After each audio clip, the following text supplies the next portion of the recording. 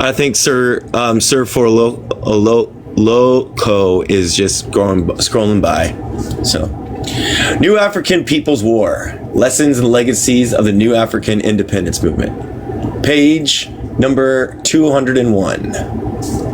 During the last weekend on March 1983, the Provisional Government, Republic of New Africa, PGRNA, celebrated its first African Nation Day, held at Wayne State University and Hartford Memorial Baptist Church. Organizers welcomed over 4,000 participants in the course of the three-day event. As with the 1968 Black Government Convention, the organizers boosted, quote, high quality participation, end quote, including key figures from across the political spectrum of Black leadership.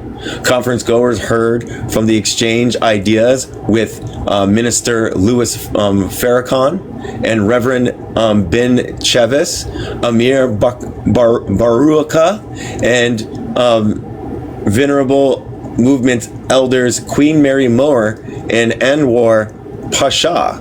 Kwame Ture ran the workshop covering African liberation movements, while other sessions focused on political prisoners and prisoners of war, community health, organizing women and youth.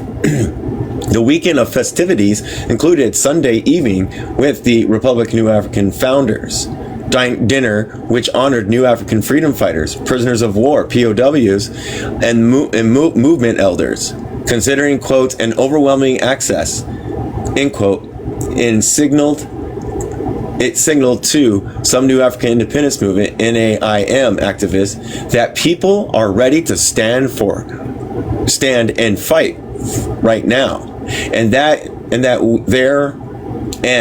there were witnessing a resurgence of Republican New African national consciousness. That summer, New Africans from Detroit, New York, Washington, D.C., Philadelphia, New Orleans, Boston, and other locations met in Atlanta and Brooklyn to focus on how to reunify the provincial government, Republic of New Africa, which had become fragmented. PGRNA correspondents Dara Abubakara and Amir Owedel both called for mending the fractures that erupted and hampered the movement beginning in 1978, if not sooner. Abubakara stated, "We need principal unity between Black individuals and organizations inside the nationalist movement, and also with Black people who have never heard or thought about us having our own independent nation." Owedel agreed, considering the gathering rare opportunities for healing and reconciliation using tape recorders. New African comrades behind the walls even had a chance to proclaim their continued commitment to the struggle and update participants on the ongoing crisis of government repression. Both Jerry Gaines and Fulunia Suni Ali spoke about harassment against them due to non-cooperations in the guard jury investigations into the Brinks expropriation. In response, attendees proclaimed their dedication to all of their incarcerated freedom fighters.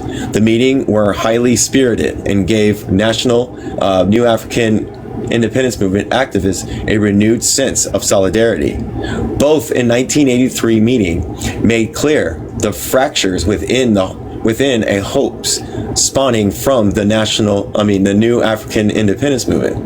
And in reflecting on 15 years of independent struggles, the meetings provided opportunities to learn from other collective efforts and assess how to pick up the remnants of Black Power movement of the 1960s and 1970s. Holding on to the spirit of possibilities, participants focused on their shared goals and their determination to prevent unavoidable differences from further impairing their efforts to secure victories. The meetings and the pronouncements that came out of them also highlight the diversity of New African strategies and groupings organized around them. Hold on. Oh my God, come on. Oh, hey, Nye. Thank you, Nye. I was wondering why my chat was going so quick. Thank you.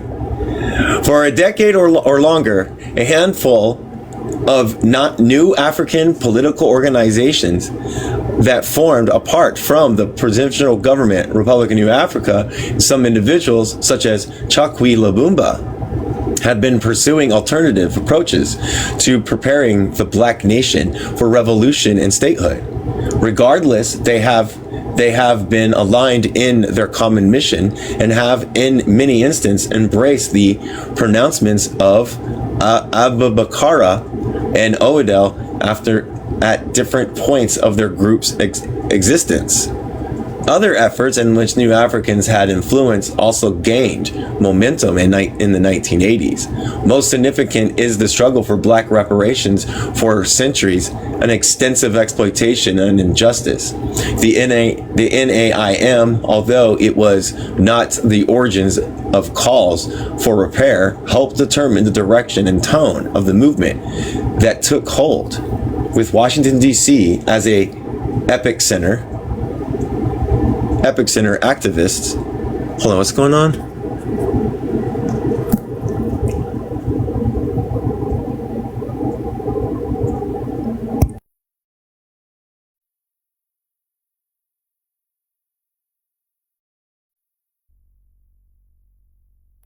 Nine. I don't know if they're here still. Oh my God! I did it again. There it goes. Woohoo! But I love Nye. Nine. I'm gonna keep saying it over and over again. 999, because I keep fucking it up all the time. 999. Other efforts in which the New Africans influenced also gained momentum in the 1980s. Most significant is the struggle for black reparations for centuries of extensive exploitation and injustice. The New African Independence Movement, although it was not the origin of calls for repair, helped determine the direction and the tone of the movement that took hold. With Washington, D.C. as its epicenter, activists and lawyers connected the movement for New African independence with financial compensation from the U.S. government. New Africans viewed reparations far from being separate demands by desperate groups as essential to their ability to build and sustain the republic. And that's another thing. The United States promised black people 40 acres and a mule. How many black people are here in the United States that are descendants of enslaved people, that are New Africans? Like that was promised.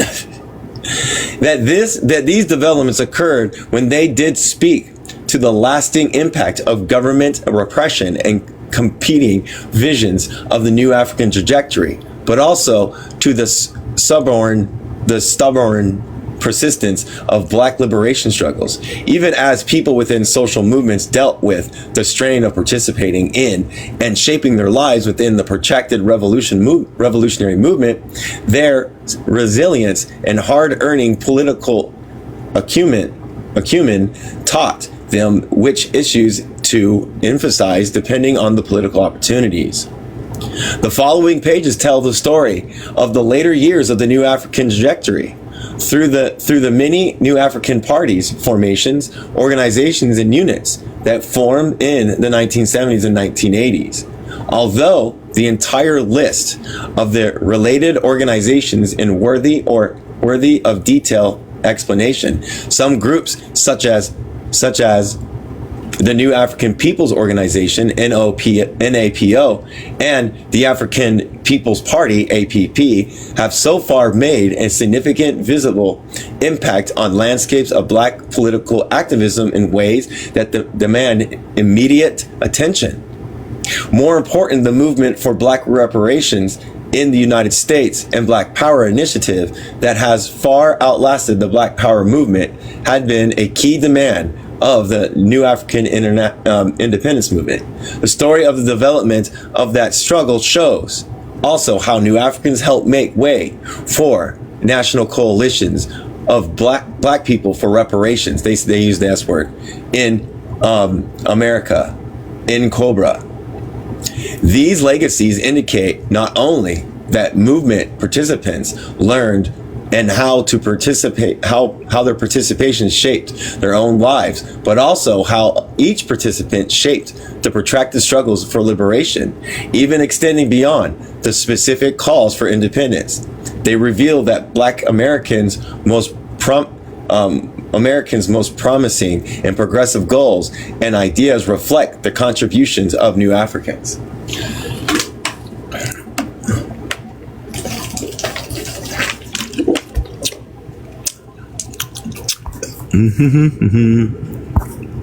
Damn, so much racism flies. Wild. All right, next section. The Union of Revolutionaries, non-provincial government formation in the New African Independence Movement. The New African Independence Movement on the concept of an independent Black nation state are not, oh my gosh, here's a word. Conterminous. I'm going to look up this word, everybody. I'll be right back.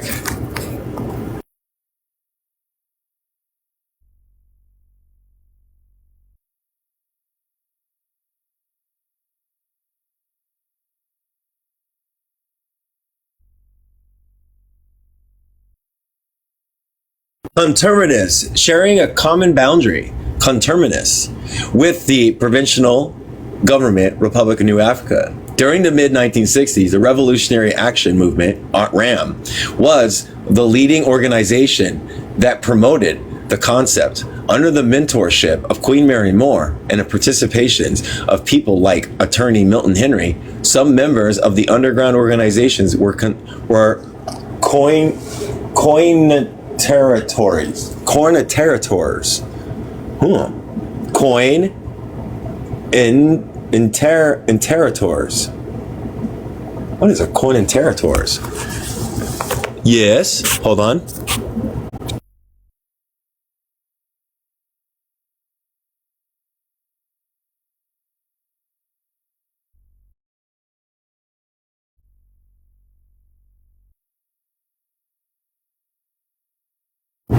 Hold on a second, everybody. I gotta find it again.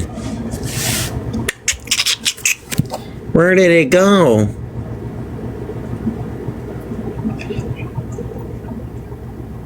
Oh my gosh, I lost the whole thing. Milton Memories and the members of the underground organization. Oh, there it is. Found it. Oh my gosh, come on, highlight it. Please. Thank you. I'll be right back, everybody.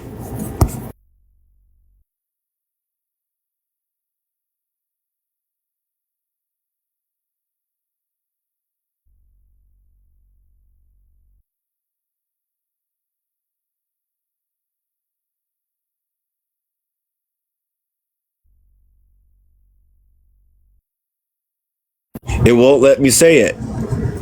Of the 1968 Black Government Convention in Detroit. Further, there are New Africans formations that were born in the aftermath of the Black Power movement. One of the most visible is the New African People's Organization and its mass organization, Malcolm X Grassroots Movement, MXGM.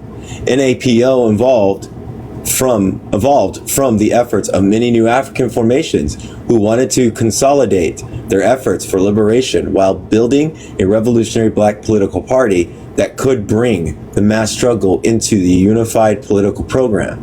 Its birth and contributions of the Black political landscape in the aftermath of the Black Power movement helped demonstrate some of the ways that New African independence activists transferred ideas from one political moment to the next. There were a variety of New African independent movement formations active before and during the Black Power movement. One was the AAP, the APP. The APP group in the fertile ground of Black left organizing throughout the country, particularly by RAM, the Black Guard cadres, the affiliates from after RAM's dissolution, beginning as the African American Party of National Liberation, or Black Liberation Party in 1968. It took on the name African People's Party in 1972. The membership developed a 10-point program similar to the Black Panther Party 10-point program that clarified their demands and the rallying point. Their goals generally sought, quote, self-determination and independent nationhood. To that end, members demanded that the 5 state territories in the Deep South be turned over, along with control over the planning of black communities throughout the United States. With that control, said communities would be able to create cooperative structures that would help them meet their self-defining needs.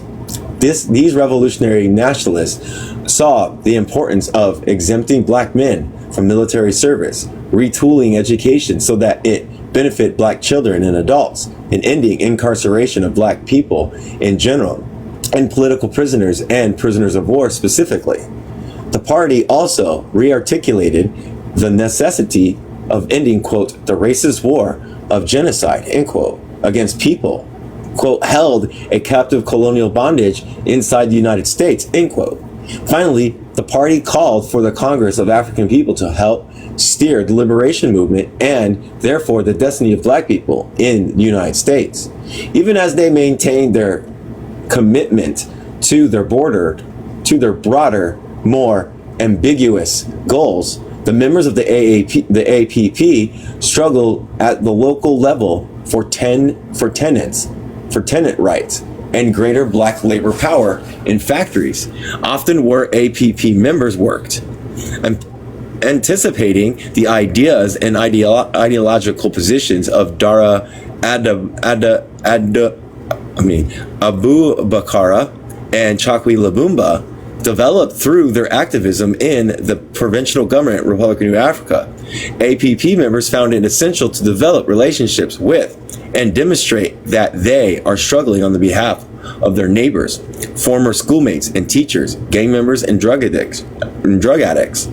In other words, they favored mass organization, viewing the Provisional Government Republic of New Africa as a national liberation front that tied forces from various wings of the independence movement together. The grassroots orientation gave them the tools to rebuild former RAM chapters within the new nationwide APP network.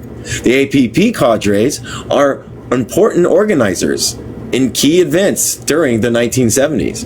One was the 1973 International Solidarity Day for African prisoners of war. Preceding Solidarity Day, activists from across the nation had formed a new African Prisoner of War Alliance. The alliance attempted to consolidate organizations and individuals that, to varying degrees, competed with one another for leadership and relevance in campaign to defending political prisoners. These same forces helped African Liberation Support Committees organize African Liberation Day in 1971, and then, under the leadership of Lumumba, brought their cadres together to mobilize for Solidarity Day. According to Saladin Muhammad, their principal efforts helped solidify some of the cross-organizational activities and that characterize their work, and that would be key to the success of future high-visibility mobilization. APP cadres also played a central role in the protests around the United States bicentennial celebration of its independence from Britain. Beginning in the late 1975, the July 4th Coalition formed, aiming to promote the, quote, people's remembrance of the nation's 200th birthday. The coalition included over 100 left-leaning peace activists, Black, Native Americans, feminists, and Puerto Ricans groups who had been planning to use the bicentennial celebration in Philadelphia to demonstrate for a range of political causes. New Africans called for such protests that began in January 1973. Then Soul Book co-founder and House of Umoja Houston and African People's Party APP members Mamadou Lumumba Umoja encourage agitation for self-determination. His organization began to develop messagings that utilized key phrases from Frederick Douglass in 1952 speech, quote, what to the slave is the 4th of July, end quote. To build support for protests and organizing work that moved the black masses towards revolutionary consciousness and organizing. One issue of Soul Book was dedicated to help spread these ideas, as were other APP affiliated publications. As with other efforts to change the state, the moments leading up to the bicentennial saw the counter efforts against the leftist coalition. Philadelphia Mayor Frank Rizzo and other hostile actors proclaimed that the march would provide a radical left with opportunities to unleash terrorism in the Liberty City. The infamous mayor denied the coalition, calling itself Rich Off Our Backs, formed a party by Revolutionary Communist Party, a permanent to march their desires route near the official bicentennial activities, even as he has denied the use of federal troops, whom he requests for assistance to keeping the peace. July 4th coalition, however, planned to march in North Philadelphia through one of the city's black neighborhoods. APP members secured the route after hosting a community meeting with local residents at the Church of the Advocates of the 1801 Diamond Street. As part of the Afro-American Anti-Bicentennial Committee, APP cadres used the meeting at the Church of the Advocates to express trust and solidarity with their historically oppressed nation through what they considered efforts by white antagonists and allies alike to undermine their expression of self-determination. White coalition members revealed elements of paternalistic, in addition to the manufactured crisis that Rizzo and others attempt to use to prevent leftist protests when they attempted to define the goals of black activism. Whereas the APP and other New African attached their participation to the banner of, quote, national independence for the domestic black colony, because the United States holds colonies still. Some of their white comrades attempted to compare them to Crispus Attucks, indicating that the black struggle was for full exclusion within the United States. American indigenous movement leaders, such as lawyer Clyde Bellecourt, agreed with black liberation activists that they should use the march as a moment to display solidarity and mutual interest. According to Saladin Muhammad, quote, the Native Americans and the Black Liberation Contingency, represented by several forces, we walked side by side with the little indigenous children, probably about 8 years old, carrying a peace pipe with a kind of small black and indigenous, the color are. Red and green flags on it. Okay, so that's they're turning the flags. This is how the anti-bicentennial unfolded. Participation in the July 4th coalition permitted the APP to build solidarity outside the independent movement. It also placed them in a position to include New African independent politics within other left-leaning coalitions and efforts. New African People's Organization and Malcolm X grassroots movements. That's the next section. Oh, we're getting some coins. Nice. That's cool. Thank you, everybody. Thank you, mods, for doing the work. During the summer of 1973, Amir Obadel visited Detroit. While there, he met up with Chakwi Lumumba, who was also in town. The two decided to make business cards advertising their position within the provincial government, Republic of New Africa. However, they disagreed on what specific words to use to describe the leadership. According to Lubumba, Brother Amir favored provincial government, while Lubumba advocated for provincial revolutionary government. In Lubumba's telling of the story, the differing views on wording revealed a deep disagreement between the two regarding the best strategy for achieving their stated goals. Although they both used the language of revolution and independence in public and private pronouncements, Lubumba became convinced that Ovidel was a romantic nationalist and an autocrat not a revolutionary.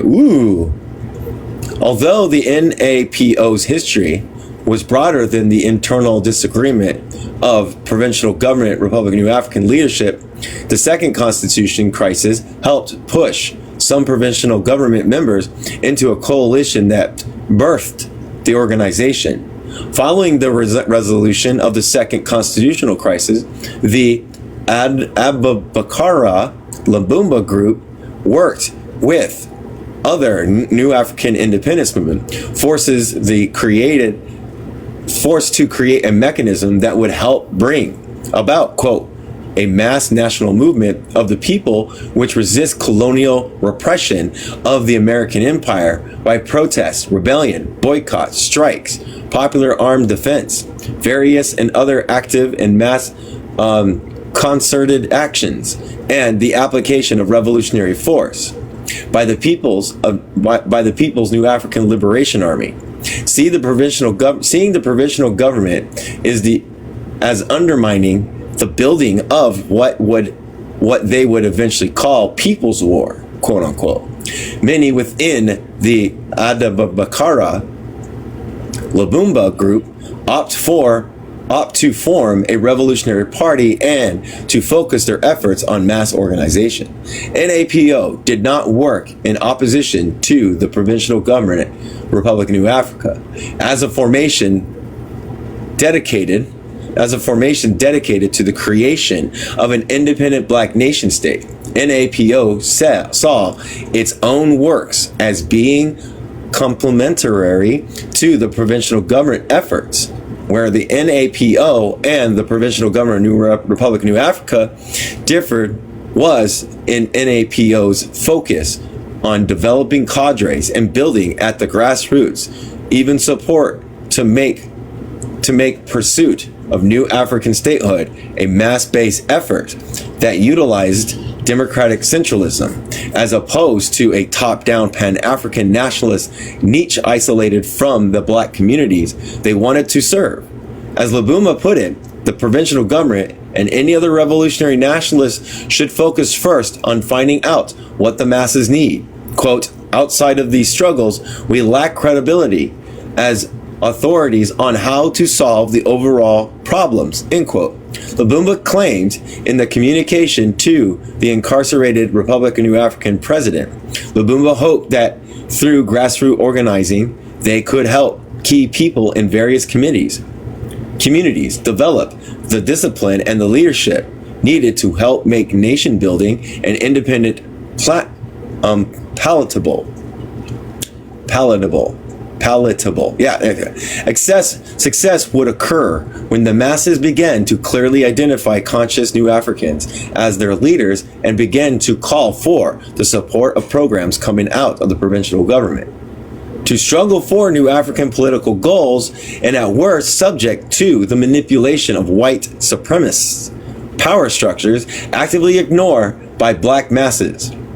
As a faction within the provincial government were working through their disputes. Some held important meetings with other New African organizations and carried out human rights campaign and demonstrations that reflected the shifts in strategies and focus for a variety of Pan-African nationalists during the late 1970s and into the 1980s. APP, which had reorganized into a national organization, met with members of the provincial government, Republic of New Africa, to discuss points of agreement and possibilities of joining forces. During one meeting, on New Year's Eve, 1978, Chakwi Lubumba, I'm going to try this. Akbar Muhammad Ahmed met to discuss the potential of consolidation or merging their respective formation into a national liberation front. That's what consolidation means, is to consolidate, to bring people in, to merge, or merge their respective formations into one national liberation front. However, there were several obstacles that the two entities had to overcome before they could advance that conversation in an sustained and fruitful way. First, Lumumba himself had to take a back seat in the conversation. In late 1978, his name was being associated with the factional dispute with Amar Abdel, considering Brother Amir allegation that Lumumba was part of a liquidationist effort that would undermine the independence movement. Lumumba was not in a position to guide any such negotiation. Lumumba and Ahmed seemed to agree with Ahmed. Abofemi was better positioned for the task. Still, there was mutual suspicion between the Provincial Government, Republic of New Africa, and the APP. On top of the significant ideological challenges and distinct priorities. Some people within the former believed that the party was attempting to submerge the PG while giving up too little. Although Lumumba and Ahmed seemed to understand socialism and its potential for new African people, Ahmed was not convinced that other provincial government leaders would agree with the party's framing of scientific socialism. Further conversations seemed to take place at a time when the two formations saw different issues and priorities. While the provincial government expressed the need to develop its cadres working on the RNA 11 cases, developing the human rights campaign, generating sufficient capital for its operations, the APP was focused on the development of revolutionary black, quote, workers, women's, students, and prisoner organizations, end quote. The development of a mass base, something which, in this case, Brother Amir disagreed, and the quote UN effort. Finally, some mistrust between the provincial government, Republic of New Africa, and the APP stemmed, at least partially, from, quote, the matter of the abuse of Queen Mary Moore by Walter Collins, end quote. On January 1980, Bilal Sunni Ali submitted a position paper to the APP's National Coordinating Committee explaining that there was a serious wound in need of healing. There were concerns that the responsible party members and the PG had not investigated thoroughly. The conversation never moved towards the act of consolidation. Although they did not cohere as some attended, both formations joined the Black Solidarity Day demonstration sponsored by the National Black Human Rights Coalition, NBHRC, at the UN headquarters on July 5th, 1979. Organizers framed the demonstration as a general strike, a boycott that would, quote, sharpen the roles of black working class participation and aid the building of the NBHRC. An estimated 5,000 people participated, including respective elders such as Queen Mother Audrey Moore, and a seemingly endless roster of speakers. Speakers included Chakwi Lumumba, Dr. Betty Shabazz, stated representatives and Philadelphia Black Union front members David Richardson, Dara Abubakara, Grenada's ambassador to the United Nations. Quote, a deputy representative from the Palestinian Liberation Organization, end quote, and NBHRC chair and APP members Muntu Simila. Recurring themes of the day included, quote, self-determination for the black nation, gaining international support for the black liberation struggle, and the existence of POWs were in the U.S., end quote. Major goals sought ending, quote, police murders and developing world developing world peoples, stopping attacks by white supremacist organizations demanding the freedom of PPs, prisoners of war, political prisoners, and POWs, and gathering clearly international support for the liberation struggle.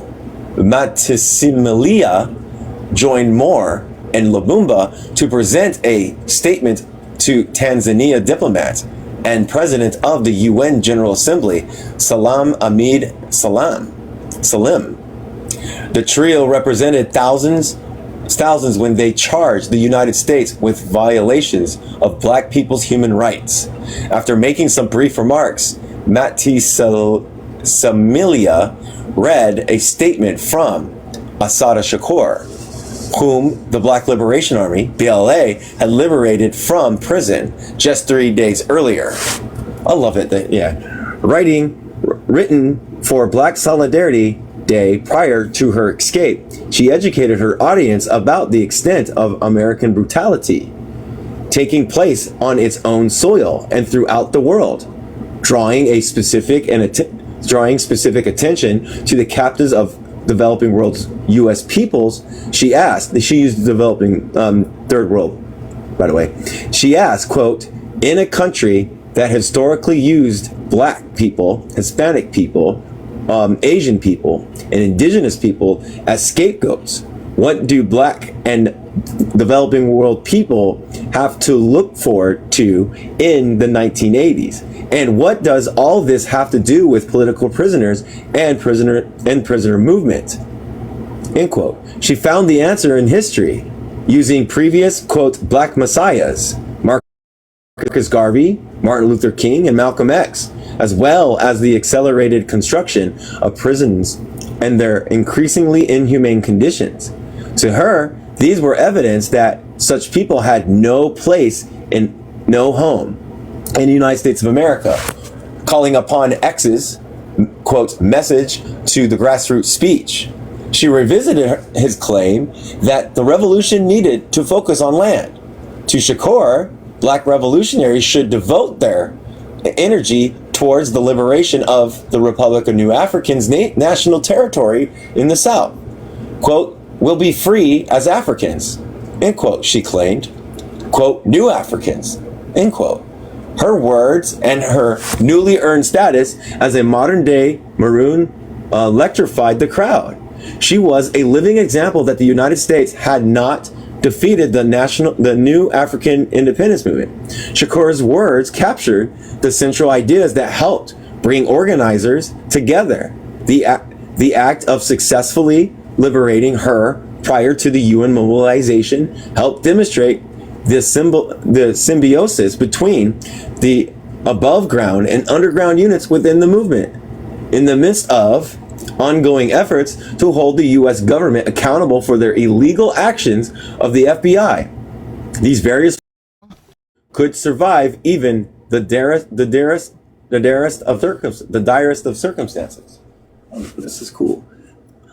I'm glad they're mentioning Assata so much. So wonderful to hear her name.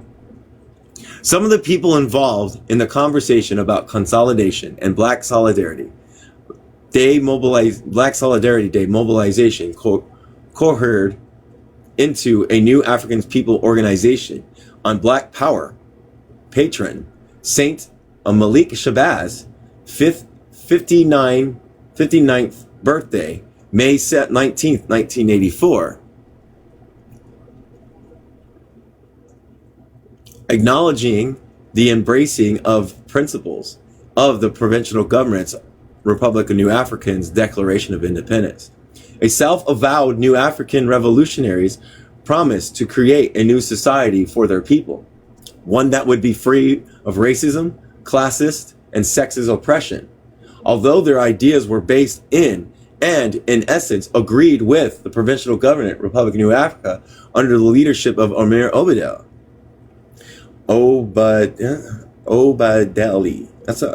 The focus on their daily works and articulation of their goals learned from the amended the Republic of New Africa Declaration of Independence and other foundational documents in the New African political science. According to Lumumba, the belief was, quote, "Our role is not to be a government, but our role is to organize people," end quote.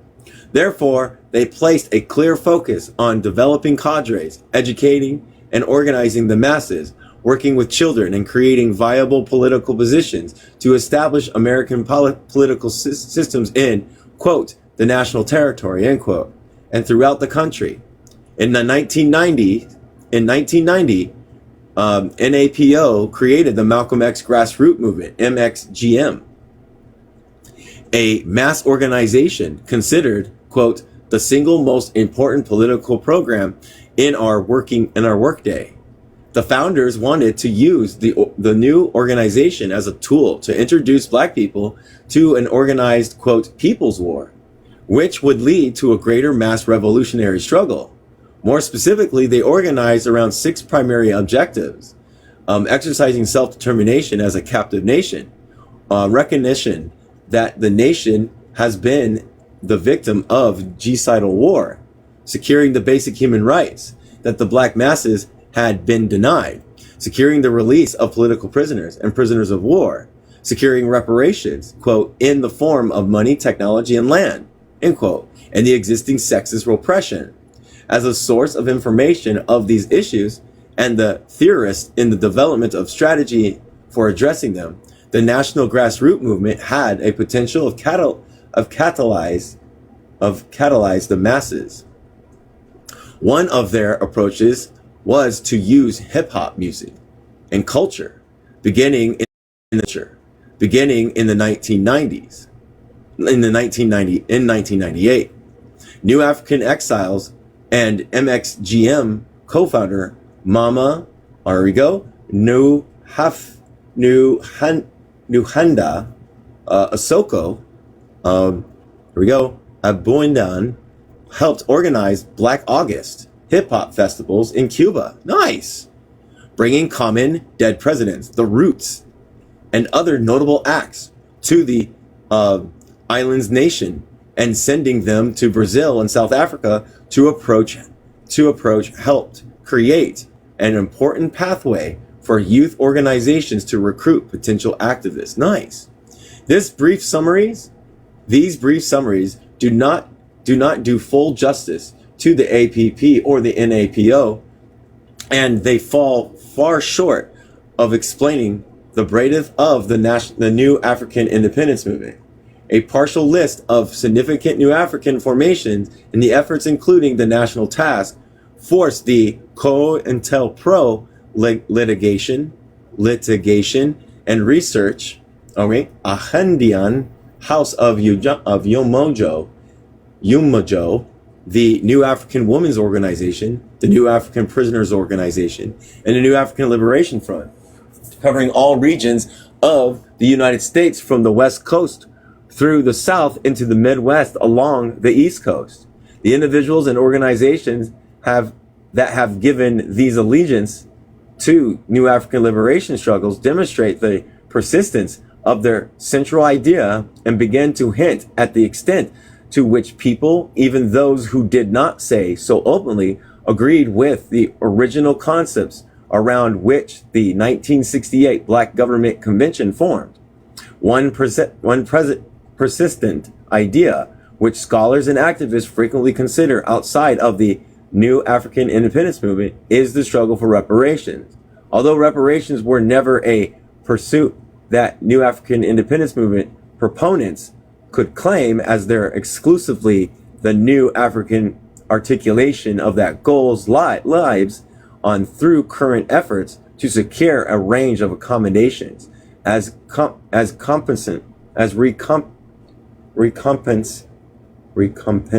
recompense for centuries of oppression against African and African descended people in the United States.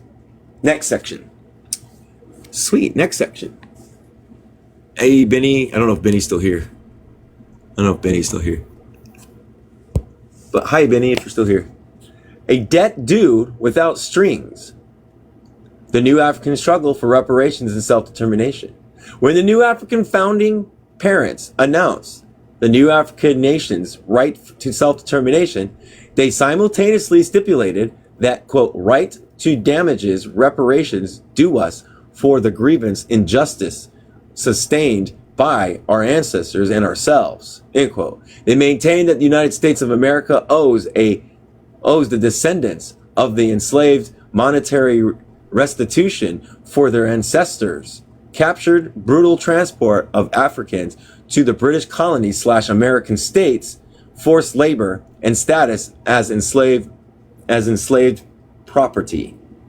Further oppression against African peoples and their descendants who did not end with the collapse of formal slavery. Instead, lynching, Jim Crow's, educational inequality, labor exploitation, sexual violence, housing discrimination, race riots, police brutality, and much more characterized the significant portions of Black people's lived experience when Queen Mary Moore and others signed the Declaration in March 1968. They framed it as a requisite condition on which the pursuit of independence would be possible. Of course, neither the Republic of New Africans' arguments for territorial sovereignty nor its demand for reparations as a new political claim. Both of these ambitions preceded the Republic of New Africans insofar as organizations like the National Ex-Slave Mutual Relief, Bounty, and Pension Associations and the National Industrial Councils and National Liberty Party, and individuals including W.E.B. Du Bois and Queen Mother Moore advocated for them prior to the New African Independence Movement. However, that the New African articulation of the goals influenced the direction of black politics outside of the movement speaks to another important legacy. Moore was a founder and president of the Reparations Committee for United States Slaves Descendants, Inc., a direct forerunner of the Republic of New Africa. On December 20th, 1962, the committee filed a reparation claim with the U.S. government on behalf of, quote, more than 25 million members of the Black race, end quote, and the commensuration of the 100th anniversary of the Emancipation Proclamation. The Reparation Committee demanded monetary compensation for what it considered genocide against African Americans.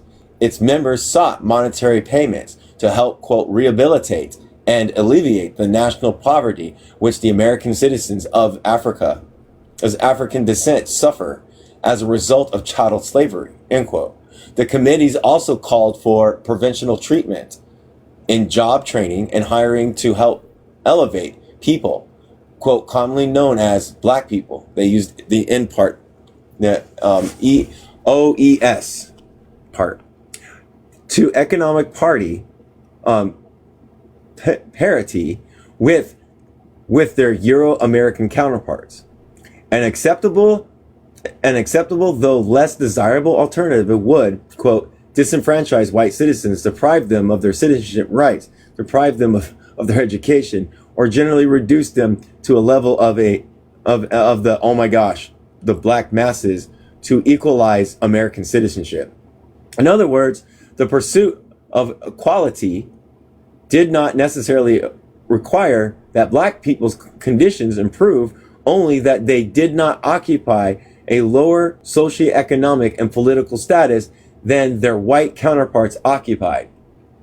Another reparation effort that fed directly into New African advocacy came from the African Descendants Nationalist Independent Party, ADNIP, whose members declared their independence from the United States in 1962, establishing a provincial government and demanded reparations from the U.S. government in the amount of 19 of the 50 states and, quote, $500 trillion, end quote. That's a lot, but that, oh my gosh. Jesus Christ. Oh my gosh. All right, did everybody hear me? Hope everybody's hearing me. My God. Those members declared their independence from the United States in 1962, establishing a provincial government and demanding reparations from the U.S. government in the amount of okay, I already read that, trillions of dollars. As the party explained, quote, this reparation payment is for the 450 years of enslavement of African descendants and their ancestors. In reviewing the ADNAP's declaration and the language used to issue the party's demands, it comes to no surprise that Queen Mother Audley Moore served as a ADNIP's Minister of Foreign Relations.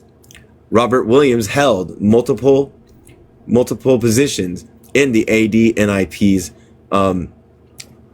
Politburo. The point here is not to analyze in depth the history of black people's enterprises for procuring reparations from the U.S. government, but instead to acknowledge the foundations of which the provincial government, Republic of New Africa, built its reparations platform.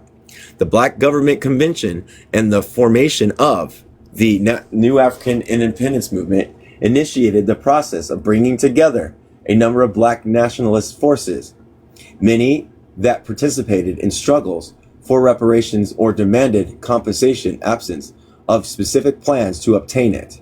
Therefore, what is significant is the pivotal role New Africans play to help cohere various efforts for African Americans reparations into a solid movement.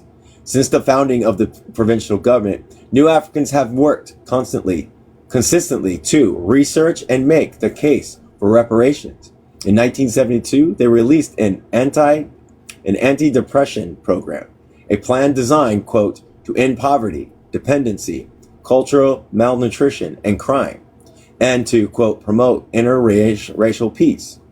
Filed with the U.S. government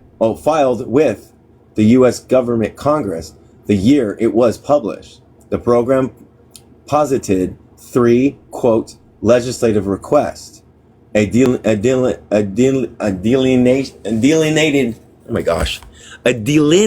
I can't say the damn word,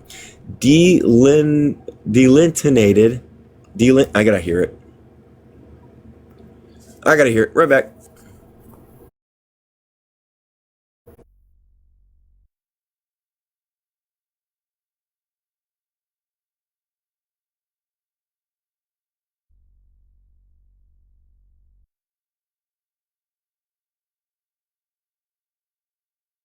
Delineated, couldn't say the word, I had to hear it. Delineated how their fulfillment would help solve some of U.S. society's problems. First, New Africans suggested an act that would authorize the peaceful release and land and sovereignty to the provincial government, Republic of New Africa, wherever black people vote for independence. Second, they pursued an act that would authorize a reparation payment to the provincial government, Republic of New Africa, as compensation for slavery and war against Africa and African descended peoples in the United States. They suggested $3 billion as fair compensation. Finally, they recommended an act that would permit representatives of the United States and the Republic of New Africa to negotiate and find details of the reparation agreement between the two nations. Each request contains an explanation that is worth implicating. The first legislative request began with an overview of the various methods by which the United States has acquired land. Conquest, mutual consent, and seizures were important avenues for American land acquisition. Besides, acquisition by purchase and by treaty. Effectively, these various proceedings processes indicate that the U.S. Congress and the American president had exercised the power to direct the ownership of American land. In the instances of Texas and Florida, representatives of the U.S. federal government recognized the self-determination of people in those territories when respectively under Spanish and Mexican control. Sometimes pronouncements of self-determination occurred through the plebiscite, a vote by specific groups of peoples who wanted to determine the future of their land and citizenship. The point is that the Republic of New Africa's demand was not without precedent, though it was unique because New Africans were attempting to remove land and people from the United States, not add to it. Considering their situation as an exercise of legal interpretation, New Africans reiterated their questions regarding the legality of the U.S. citizenship. Here, Obadel expands on the language from the Republic of New African Declaration of Independence and reiterates his major points of the Article 3 briefs. Article 3 brief, pointing out the absence of black consent and critical rereading of the 13th and 14th Amendment. Obadel is particularly charged that New African people needed to receive an opportunity to think carefully about determining their status as U.S. citizens. He stated that, quote, since the freed slave was deprived of the ability to exercise that right to self-determination by misinformation, fraud, and force, that right developed upon his progeny, the New Africa. Both amendments included statements about the enforcement of the law. Obadel argued that the United States could enforce the law properly only by considering that African Americans determined as the best options for themselves. That choice should include fair compensation for the crimes committed against them. The second legislation request sought compensations for war, forced trafficking, and enslavement. As he did in the previous sections, Obadel opened with the legal precedents that involved the United States either supporting or helping to secure enumerations for groups and nations that experience injustice through war, including, as examples were, indigenous people, as well as nations victimized by Germany during World War I and World War II. Because Obadel framed such payments as an aftermath of war, it was important to follow his list of precedents with examples of warfare that the United States waged against African peoples in the United States, or quote, the new African nation, including in his discussions were the most obvious examples of enslavement and infringement on black people's citizenship rights via the Dred Scott decision.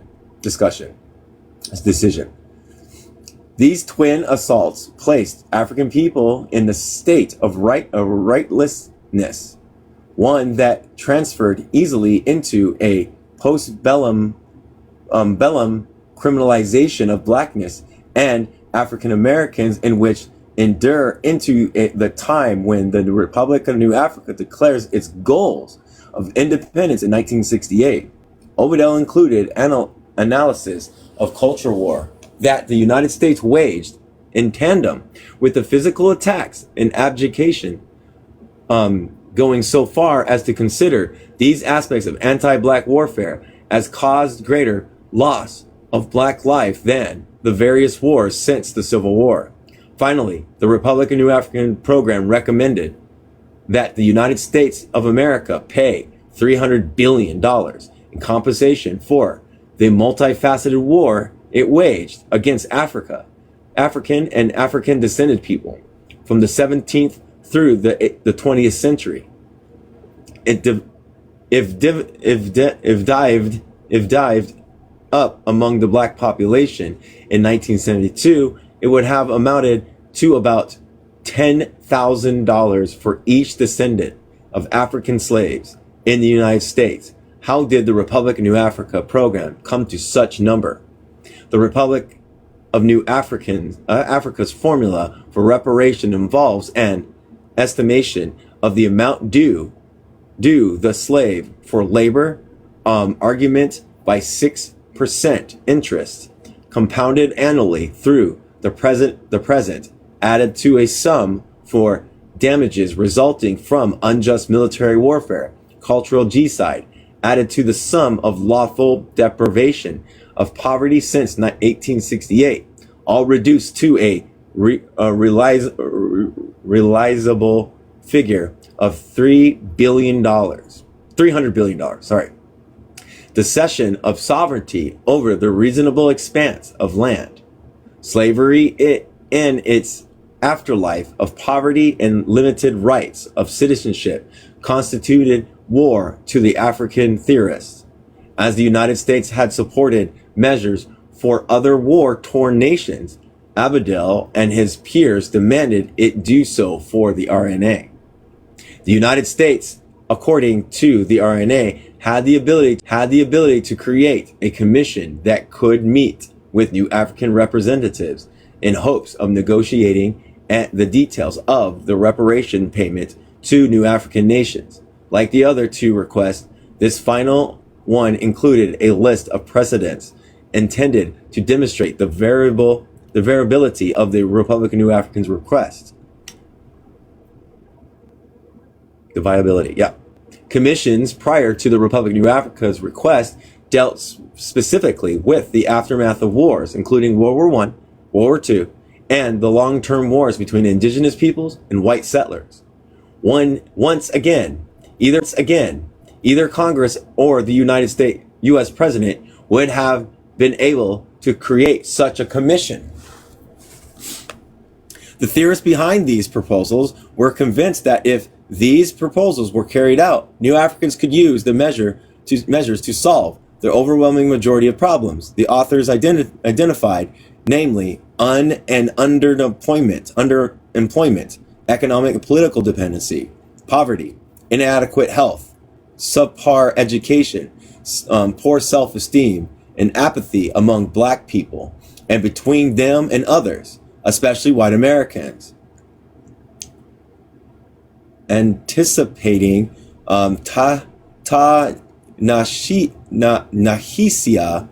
quotes popular 2014 article, quote, "The case for reparations," end quote. They established the direct connection between these problems and the United States, predatory relationships with its black inhabitants, in establishing the connection between enslavement, limited rights and or rightlessness, and everyday living conditions that endure through violence and abjection.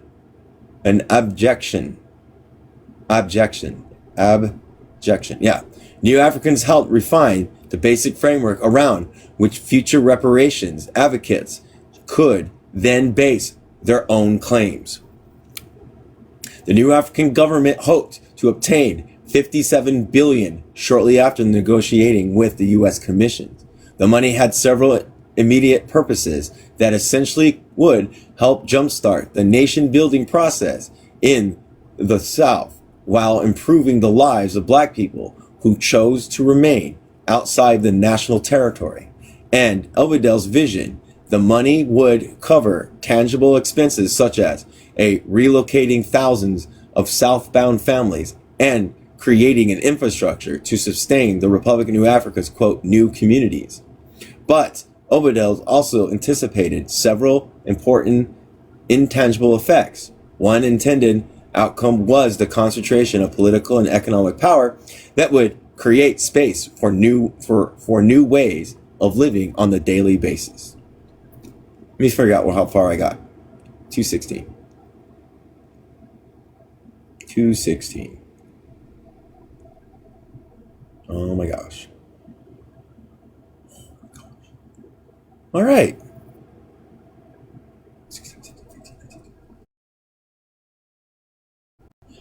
Okay, so we got like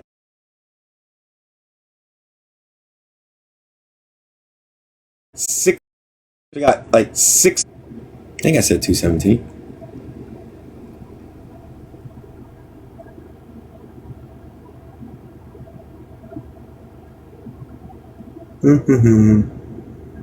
Yeah. Did anybody remember? Did I say 217? I think I said 217. Anybody? 67. No, I didn't say 67. You look back.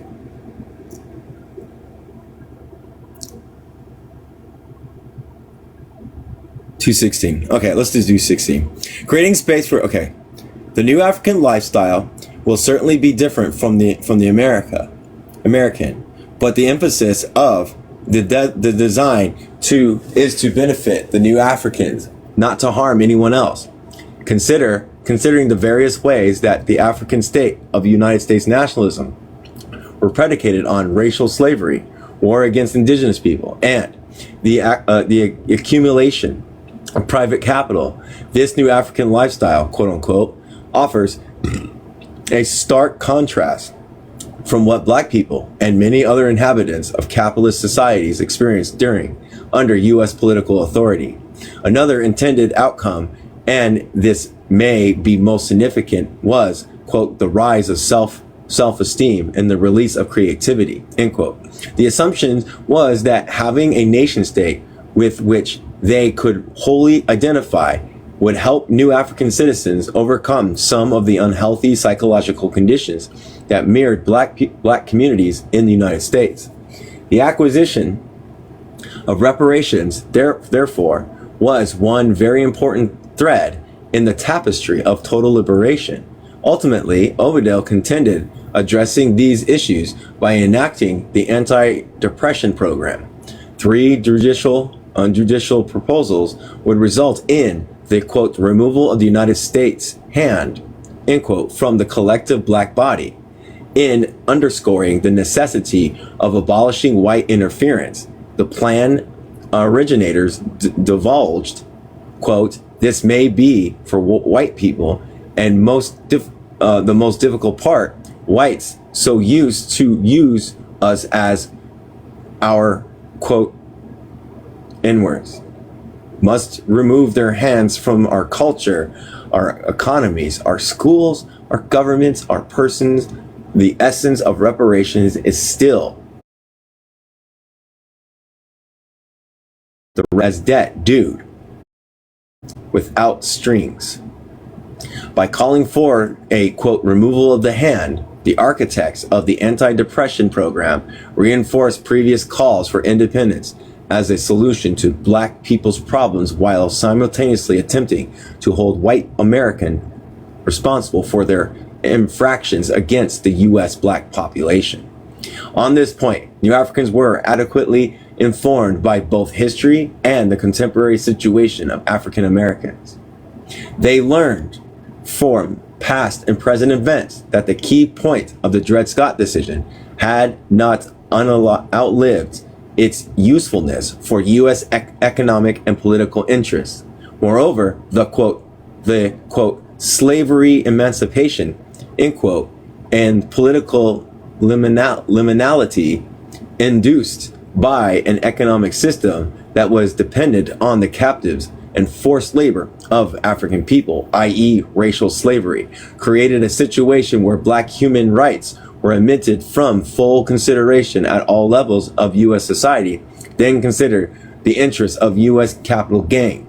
The Republican New African theorists understood this and argued that the only way their people's human rights could become a significant factor of any conversation was if they had their own nation state to enforce their full human rights. The rights of American citizens proved insufficient.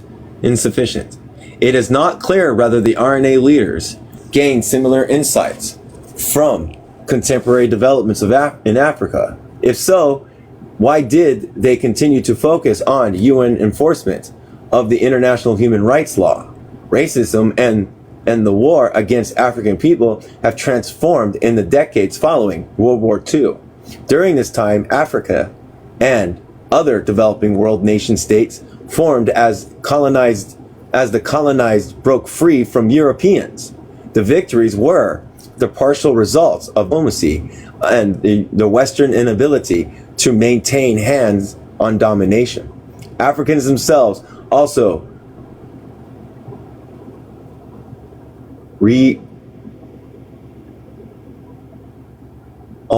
oh my gosh, I hate when I can't. Let me go look at this word real quick, everybody. Hello.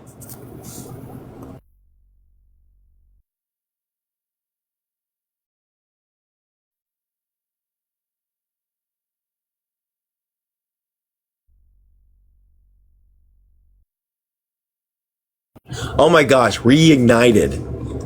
Fierce warfare against settlers and symbols of colonization when necessary to remove European rulers. New Africans and their peers were well aware of these developments and gained inspiration from them. However, insomuch as they focused on the victories of decolonization, they apparently ignored the legacy of colonization that underdetermined an inability to newly free African states to develop effectively political leadership and economic dependency in their own countries. At the forefront of neocolonialism, quote unquote, were multiple economic organizations and policies that all but ensured that Europe and the United States would continue to dominate the globe economic order. The World Bank and International Monetary Fund, created shortly after the close of World War II, often ensnared developing world countries in perpetual indebted